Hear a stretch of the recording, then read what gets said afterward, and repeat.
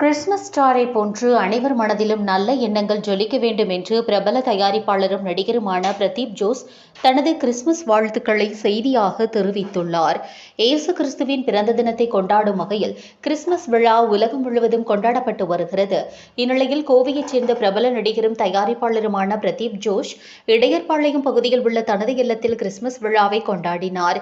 விழாவையொட்டி தனது வீட்டின் முன்பாக பிரம்மாண்டமான மேடைகள் அமைத்து ஆடல் பாடல் கலை நிகழ்ச்சிகளுடன் நண்பர்கள், குடும்ப உறுப்பினர்கள், பொதுமக்கள் மற்றும் தனது ரசிகர்களுடன் அவர் கிறிஸ்துமஸ் விழாவை கொண்டாடினார். விழாவையொட்டி அழகாக அவரது இல்லத்தில் அலங்கரிக்கப்பட்ட குடில்கள், கிறிஸ்துமஸ் தாத்தா மற்றும் பரிசு பரிமாறல், விளையாட்டுப் போட்டிகள், வண்ண விளக்குகளால் அலங்கரித்த கிறிஸ்துமஸ் மரம் என்று அந்த பகுதியை விழா கோலம் பூண்டு காட்சியளித்தது. அவரது மனைவி சோனாலி, பிரதீப், மகன், மகள், அவரது உறவினர்கள் என்று பலரும் கலந்து கொண்டனர். தொடர்ந்து கிறிஸ்துமஸ் கேரல் பாடல் நிகழ்ச்சியை அனைவரும் உற்சாகமாக கண்டு ரசித்தனர். நிகழ்ச்சியில் செய்தியாளர்களிடம் பேசிய பிரதீப் ஜோஸ், கிறிஸ்துமஸ் ஸ்டாரை போன்று அனைவர் மனதிலும் நல்ல எண்ணங்கள் ஜொலிக்க வேண்டும் என்று கிறிஸ்துமஸ் வாழ்த்து செய்தியாக தெரிவித்தார். இந்த கிறிஸ்தவ விழாவில் நல்லிணக்கமாக குடும்ப உறுப்பினர்கள், அந்த பகுதி மக்கள் என்று அனைவரும் ஒன்று கூடி விழாவில் ஆடி பாடி மகிழ்ந்தனர்.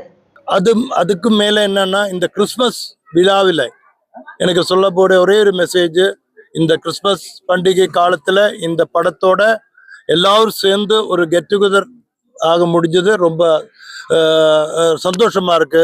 அது இல்லாம நான் நினைச்ச எல்லா ஆர்டிஸ்டுமே இன்னைக்கு வந்திருக்கு. I am very thankful. எல்லாருக்கும் என்னோட மனமார்ந்த கிறிஸ்துமஸ் அண்ட் நியூ இயர் வாழ்த்துக்கள். வணக்கம்.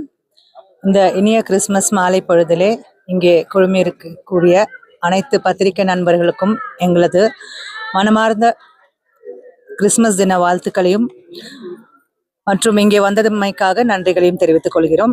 இது கிறிஸ்துமஸ் தின பண்டிகை கொண்டாட்டம் மற்றும் அல்லாமல் இந்த அருமையான மாலை பொழுதிலே நாங்கள் தயாரிக்கக்கூடிய அடுத்த படம் நட்பு அல்லது நட்புடன் என்ற இந்த படத்தை ஒரு சாஃப்ட் லான்ச்சாக இந்த விழாவிலே நாங்கள் அறிமுகப்படுத்தினோம். அதில் நடிக்கும் என்ற இருக்கின்ற நட்சத்திரங்களையும் இங்கே அறிமுகப்படுத்தினோம். இந்த படத்தை பொறுத்தவரை முதன்முறையாக ஒரு தயாரிப்பாளராக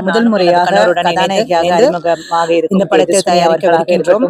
மற்றும் அதுபோல இந்த படத்தை பற்றி கூற வேண்டும் என்றால், ஒரு நட்பு என்பது எப்படி அந்த நட்பு பிறக்கிறது, அந்த நட்பு இங்கே வந்திருக்காரு, பணம் பதவி என்ற மந்திர ஆசைகளுக்காக எல்லாம் அந்த கதையோருமே மூலமாக மாறியது இங்கே முடிகிறது. மற்றும் இந்த படம் மிகவும் நன்றாக கொண்ட இந்த படம் அனைவருக்குமே நல்ல ஒரு ரிலேட் பண்ணக்கூடிய ஒரு படமாக இருக்கும். அனைவரது வாழ்க்கையிலுமே இல்ல, நீங்க அனைவரும் சந்தித்துள்ள 2026 இந்த படம் அனைவருக்குமே